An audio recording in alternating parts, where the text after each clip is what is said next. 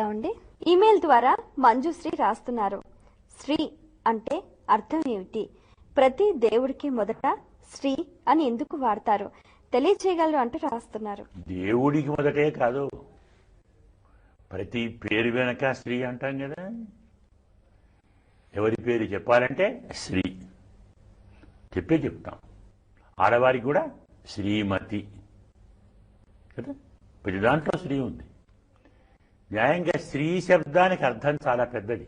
అమ్మవారు ఆశ్రయించేది, ఆశ్రయింపచేసేది, వినేది, వినిపించేది, హింసించేది, విస్తరించేది. 6 అర్థాలున్నాయి స్త్రీ శబ్దానికి. ఇది అమ్మవారి పని. అమ్మవారు మనం చెప్పిందంతా వింటుంది. ఇవన్నీ మళ్ళీ తాను తన స్వామికి చెబుతుంది, వినిపిస్తుంది. వింటుంది, వినిపిస్తుంది, ఆశ్రయిస్తుంది, ఆశ్రయించబడుతుంది.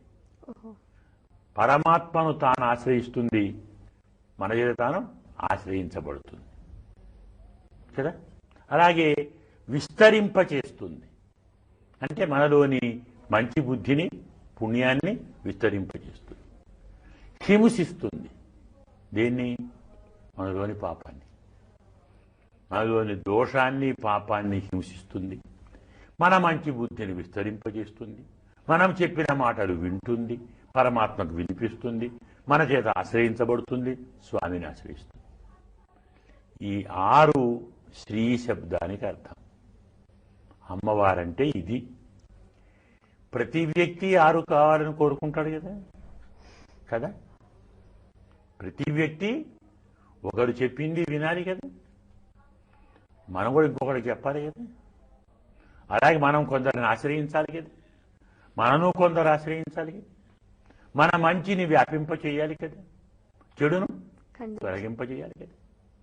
ఈ 6 లక్షణాలు ప్రతి వారికి ఉండాలి. సామాన్యుడు కానీ, అసామాన్యుడు కానీ, అమ్మాయి కానీ, అబ్బాయి కానీ, స్త్రీ కానీ, పురుషుడు కానీ. అంటే ఏమిటి?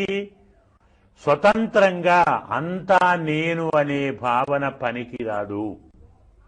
10 మంది సహకారంతో, 10 మందితో కలిసి ఉన్నవాడే ప్రయోజనాన్ని పొందుతాడు. ఒకరి మాట వినాలి, ఒకరికి తాను చెప్పాలి. ఒకరి చేత ఆశ్రయించబడాలి, ఇంకొకరిని ఆశ్రయించాలి. ఒకరి తప్పులను దూరంగా చెయ్యాలి, మంచిని ప్రచారం చెయ్యాలి. ఈ 6 పనులు చెయ్యాలి అనే భావనతో ప్రతి వారి పేరు ముందర శ్రీ. అంటే మనను శ్రీ అంటున్నాడు అంటే మనం బుధాలు వేసుకుంటే లాభం లేదు. నన్ను పొగడుతున్నాడే, పొగడితే, కానీ పొగడత వెనక నీ బాధ్యతను గుర్తు చేస్తున్నాడు. 10 మందికి మేలు చెయ్యి, 10 మందితో మేలు పొందు, 10 మందికి చెప్పు, 10 మంది చెప్తే విను, 10 మంది చెడును తొలగించు, 10 మందిలో మంచి పెంచు. ఎవరి దగ్గర ఈ 6 గుణాలు ఉంటాయో వాళ్ళంతా శ్రీమాన్. ఏమంటారు వాళ్ళ? శ్రీమాన్. అలాంటి అమ్మాయిని శ్రీమతి. ఇది శ్రీకి అర్థం. ఇంతటి ఉదాత్తమైన, ఉన్నతమైన భావన, పరమార్థం, ప్రయోజనం శ్రీలో ఉంది.